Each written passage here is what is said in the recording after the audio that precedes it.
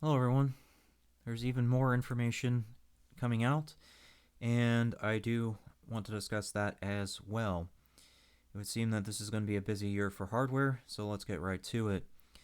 Several reputable YouTube channels and tech articles have indicated that there is a chance that the RTX 3000 series is being targeted by Bitcoin miners. I doubt this despite the reputation of these channels. I mean, the reputation is good and all, but here's why I doubt it despite their reputation. NVIDIA did say in their presentation of the RTX 3000 series that SLI would no longer be a thing except for the 3090. So you'd have to, a Bitcoin miner would have to get a 3090 just to be able to do it. Well, SI that is. Assuming that they even have to go that far, I don't know yet. I mean, they use so much video power that I doubt that they would be able to do it efficiently with the 3060 or 3070, but I guess I could be wrong. But point is that there's no SLI up till the 3090. Another thing too to keep in mind is that there has been examples of manufacturer settings being overridden, I guess you can say. The most recent example is the A520 motherboard for the AM4 platform. It was supposed to not overclock, but people got to overclock anyways. That's just a motherboard, though. We're talking about a video card here, though. So that's a completely different ballgame, and I would imagine that it's a lot harder to do than a motherboard, just because of the fact that motherboards have more accessibility than video cards do. Who knows? We'll see if I'm wrong. The next thing that should be talked about is that there is possibly a shortage in Zen 3. That doesn't surprise me as well, because you are talking about a company dealing with not just consoles but video cards and CPUs as well. AMD doesn't own their own fabrication, so they are entirely reliant on there being enough resources for what they need. Because the fabrication that they have to go through puts a limit on how much you can buy so that every customer is getting one. That's just the way it works.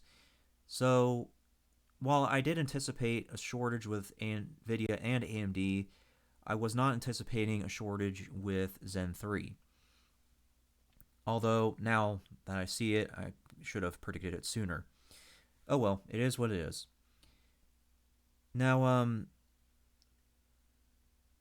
if the shortage is going to be really bad for both companies in the video card department and, well, even for AMD on the CPU end, then entirely likely we'll be resorting to older generation hardware, which wouldn't be a big deal right now, I guess, because when it gets closer to the respective launches for each component, the prices of the older stuff tends to go down in some cases, so we would be able to see some good prices for things that would have normally been expensive. And a lot of the stuff that's currently on the shelf does a fine job for uh, pretty much all the gaming that you would need right now, anyways. So that's a consideration to have. But let's take all that and apply it now because we have to talk about the Xbox. Well, the upcoming one, anyways. So the upcoming Xbox, the highest end model, is $500. From what I've seen with articles, though, it only has a 512 gigabyte storage. That means that you would have to get an external storage for it if you went past 512 gigabytes, which most console gamers do. So, the articles do mention that the external drive for it will be $200. That now puts the total cost of the Xbox, well, the new one anyways, up to $700 brand new. That's before. That's not even. That's before sales tax and all the other crap that goes on. So you do have to keep that in mind. So it's going to get very expensive very quickly. With it being that expensive, I am curious as to if this will be fine. The point at which Xbox users finally go to PC. I mean, you can play through the whatever it is, the Xbox / Windows Game Pass on either one. You would need Windows 10 to do that though. So here's some just examples on my screen, and we're going to do a real quick 1080p build just to see what would the cost come out to if you were just to build a 1080p thing on your own at current market prices as of September 13th. That's when this recording was done. So let's start going through all the parts, and keep in mind we're only comparing hardware because it's hardware to hardware. We're not talking about monitors, the other stuff. So, oops, wrong button. I was giving some, there we go. I was just giving some heads up before I pulled up my calculator, so let's go. So I recognize Gigabyte as being a good brand, so let's go with that one. And this is just Newegg, by the way. I'm sure I could probably get lower prices, but $209, let's just say. So we have $209 here. Let's tab over to Amazon now, because I did check Newegg for this, and one was out of stock, and the other one was at prices that didn't seem right to me, so I checked Amazon, and I see where it is, where the problems are now. Apparently the 3600X has been on sale because of, I guess, the upcoming hardware, and also because the 3600X or 3600 non-X has been out of stock for certain stores. So here's where we have a unique case, because the 3600X is 5% more performance than the non-3600. So if you run into a situation like this where it's actually cheaper to get the 3600X, go ahead. I mean, it's 5% more performance. But if the X is higher of a cost than the non-X, then don't do it, because 5% is more than likely not going to be worth it, assuming that there's a big gap between the two. If it's maybe between, let's just say $10 to $20, I will see that as an okay gap to get you 5% more performance. But it used to be it was $50 difference, and that was not worth it for 5%. So anyways, moving on. So let's just assume 215, because that's what the X is right now. Okay, so we're up to 424. It would appear that the motherboard that I like to work with is out of stock, but it was on sale for $120. We can see that other motherboards are relatively within that price range. This is the B550, by the way.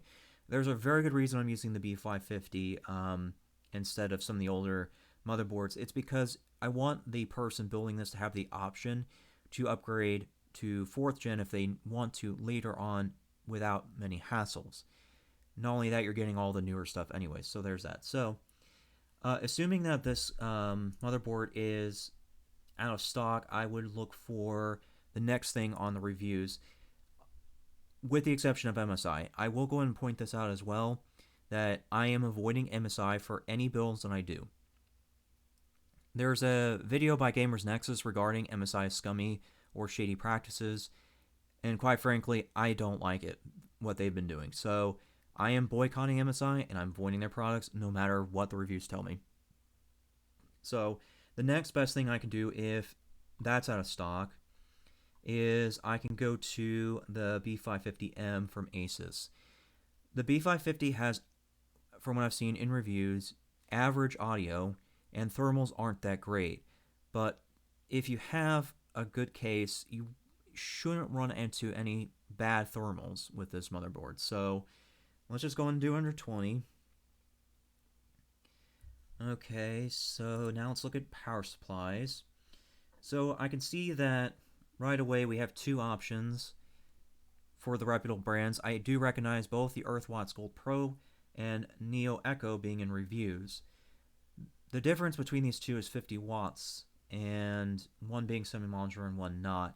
Given that we're probably dealing with people who have never built a PC before, let's just go ahead and go with the 650. I mean, this is a 1080p build after all, so I don't think that you would really run into needing a whole lot of wattage. And let's just say that you do upgrade to, I don't know, let's just say a big Navi or one of the more power efficient cards, you can squeak it in.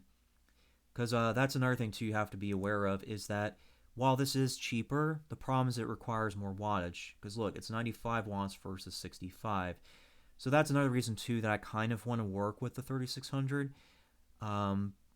But I do understand that if this is all that's available in a certain store, then that's just what we're going to have to deal with. So let's just go and tack on 90 for that. And this is a pretty good micro case because we are working with micro boards. You'll see that here. This is an MA model, so it's micro, and this one's also micro. So this is a pretty good micro case. I've seen very good reviews for it. It has very good airflow. It's insanely modular. Plus, it's also one of the few cases that actually gives you 2 motherboard mount options. From what I remember, it can be mounted on the floor or sideways. I prefer the mounting on the floor option, but either way, this is a pretty cheap case and it does practically everything you need. So let's just go and tack on 70. It's a little bit more expensive than some of the others I would use for micro, but it's a good case, so let's just do 70. Okay, so at this point we're at $704, so we're just a hair over budget, unfortunately. So at this point we have 2 options, and I didn't pull them up because I'm already running out of tab space. But at this point you could go with a SSD or just a straight up hard drive and use that for the time being. The hard drive would make things a little bit annoying for gaming. So there's a couple ways that you could handle this. You can get a 500 gigabyte SSD either from the Western Digital Blue SN550, or you could get the Crucial MX500. Both are offered in 500 gigs. Normally, you would find the Crucial MX500 on sale before the SN550. From when I saw, it was about $60 to $65 for the 500 gigs. So even though that's not going to be as much storage, or at least as much storage as one would hope, you could probably change that out later just for the sake of keeping costs down. Because 1 terabyte is going to be about $100. So let's just tack on 50 for right now. So we're at 754. So we are already well over the budget, but you can see I barely squeaked it in. So assuming that we're already over budget and we're not really going to be able to get much else, then we would need to use Windows 10 AME. This is something I mentioned in my prior recordings, but short version is it's a rebuilt Windows 10. It had a lot of things gutted, such as the Windows updates and Cortana and many other things. So there is a video by Linus Tech Tips about this, and it goes over the workarounds that you would need for that kind of stuff. So what I would do is, if seeing as we're already over budget and we're trying to stay within that $700, use Windows 10 AME just for as long as it takes you to pay off the build, and then later on get a Windows key. Windows keys vary depending on where you get them and things like that. I would say 20 to 40 would be considered your questionable range. That would be, at that point, I would be curious as to if it's a pirated key that's been resold. To get Windows 10 from, a reputable store like Newegg or Micro Center is going to cost you probably around $100. So yeah, that's going to be a while before you can, re-access your Xbox stuff. But you at the very least have yourself a full-blown 1080p build to replace your console. So with that all said, now the question is, would you do it? I mean, we're looking at $754 at current prices. This is not including Black Friday or any one of the other things like the Christmas specials or things like that. So you could even get lower than this, possibly.